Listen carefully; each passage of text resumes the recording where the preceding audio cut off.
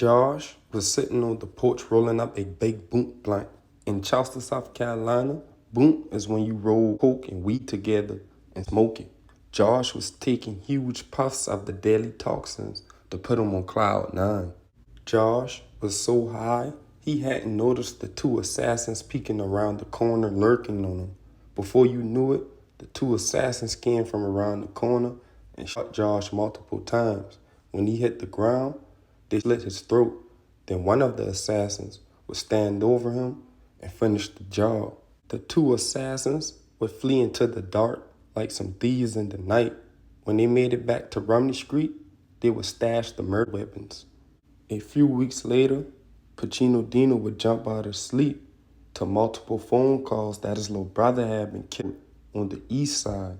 He was wondering if all the dirt he had done in the streets was now hitting close to home.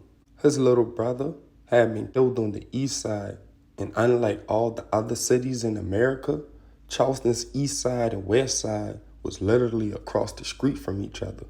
So that means when the beef was up, kids and women had to be in the house by dark if they didn't want to catch a stray bullet. The East Side and West Side beef was one of the most deadliest beef in America's history, leaving more than 100 people dead in an 8-year period. Not only that, the guys on the West Side would kill each other, and the guys on the East Side would kill each other. So on the small little peninsula, it was like living in Chicago. But the only difference is, it was very small, and the people who died literally knew each other or was related. All right, now, after stashing the murder weapons, Pachino Dino would go to one of the major suppliers in North Charleston who had the best dope, and he would supply downtown Charleston with the uncut dope. Before you knew it, a civil war would break out on the little small street called Rumney Street.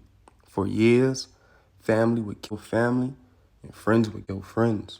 All while most of this was going on, Pachino Dino would be rapping about most of everything. In one song, he said, "Creep slow on my tippy toes, shot him with the 45, then I slit his throat." According to public records, this guy had played possum in the bathtub, and they slit his throat, they shot him, then they drowned him in the bathtub. Pachino Dino's lyrics were so fire, most people said he was better than Soulja Slim and Tupac put together. Pachino Dino would be the pioneer of gangster rap in Charleston, South Carolina. He was getting 250K views on YouTube around the same time Soulja Boy made YouTube popular. But at the height of his career, Pachino Dino would get locked up for some charges, and being that he had so many charges, the feds was going to carry him out. But Pachino Dino had other plans. He would begin to tell the feds about situations that happened even when he was 15 years old. He told them the connect from North Charleston who he got the coke from, and he told them more than 6 hits that left 6 people dead and multiple people wounded. Pachino Dino even went as far as telling on connects from the East Side hood in Charleston. He told them connects from Atlanta, the BMF group, and many more other people. He even told on a lot of dead people who he committed crimes with, just like Birdman's brother, Terrance Gangsta Williams. What's up, Sticks TV gang? All right, now I'm going to give y'all boy my take on the situation. And if you want to read the full story yourself, just click the link inside my bio. All right, now, back in the day, I was born in 1996. So when the West Side and East Side war jumped off, it was 2001. I was about 6 or 7. And we used to live on the dead end of Rumney Street. And basically, a lot of people who used to hang with Dino, I got very good memory. I got damn near photographic memory. I used to see people and they used to disappear. You see what I'm saying? Yeah, they used to disappear due to the war. Most of the guys went to jail. Most of the guys got killed. You see what I'm saying? Now, Dino was like our Soulja Slim, our Tupac. Dino was like a movie. When you thought about Pachino Dino, you thought about some type of stepper inside a movie. You see what I'm saying? You heard about broad day shootouts. You heard about people getting on bikes to go shootouts, to go have shootouts. People would ride bikes from Westside to Eastside and have a shootout. People would ride bikes from the Eastside to the Westside because they're literally across the street. You see what I'm saying? And most of the time, the women and the kids had to go in the house because at a certain time because innocent people would get hit in these major shootouts. You see what I'm saying? And most of the times back then, it wasn't no cameras. You see what I'm saying? It wasn't that much cameras and it wasn't that much street lights. Due to gentrification, everything all light up and there ain't cameras everywhere. So back then, it wasn't no cameras. And the east side and west side is real close. So all people had was space and opportunity. You see what I'm saying? Y'all hate each other. And all I got to do is ride 3 minutes down the street to go get my man. You see what I'm saying? So that was what was going on. You see what I'm saying? And basically, let me stay on topic now. The reason why I compare Pachino Dino to Birdman's brother, Terrance Gangsta Williams, is because if you watch that interview that Gangsta had on VLAD, and he was breaking down those murders and he was breaking down those shootouts and stuff like that, that's the same thing that was going on with Pachino Dino in Charleston. You see what I'm saying? He was getting in rockouts. They was hitting people. People on their side was getting smoked. And it was happening on a weekly basis, not once a month. It was happening all of 4 and 5 times a week for years. You see what I'm saying? Street brawls, shootouts, murders, attempted murders.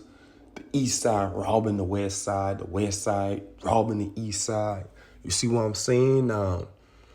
Basically, back then, Pachino Dino, them older guys grew up in the 80s and the 70s and shit like that. So they had a different training from what people had now.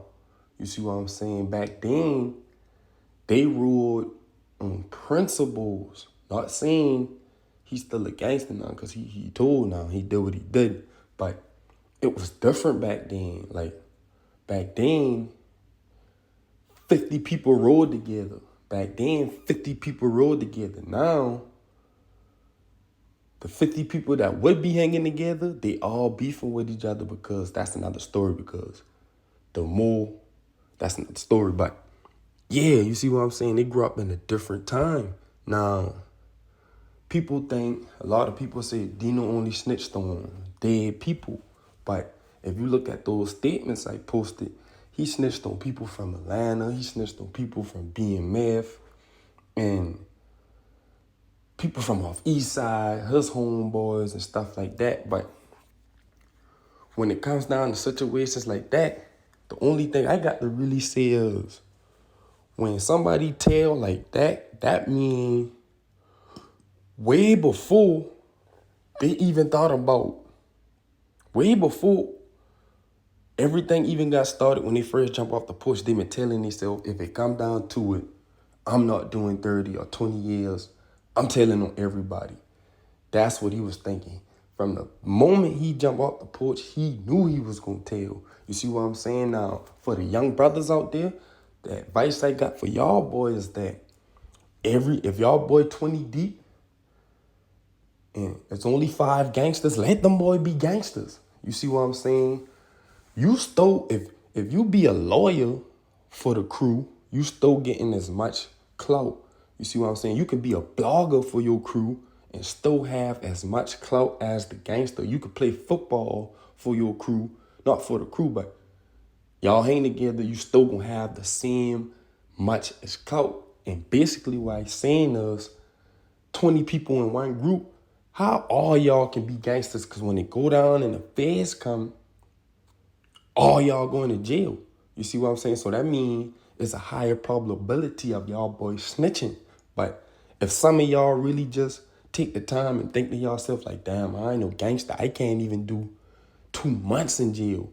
Shit, you still can be their homeboys, but that don't mean you gotta ride with them boys. You can be a firefighter and you can be anything positive trying to help Your gangsters get out the street. You see what I'm saying? Like, you don't have to be following the gangsters. The gangsters is trying to get out the street. So if you know deep down inside you ain't no gangster, just do what you gotta do. And if your gangsters inside your little crew don't get smoked or go to jail before y'all boy blow or whatever, you can help them transition out the street. But everybody ain't no gangster. You see what I'm saying? And even though Pachino Dino was doing all those actions, those are just actions. You see what I'm saying? Mentally and spiritually and emotionally, that's what counts when you sitting inside a jail cell. You see what I'm saying? But that's your boy Marlo, man. I out.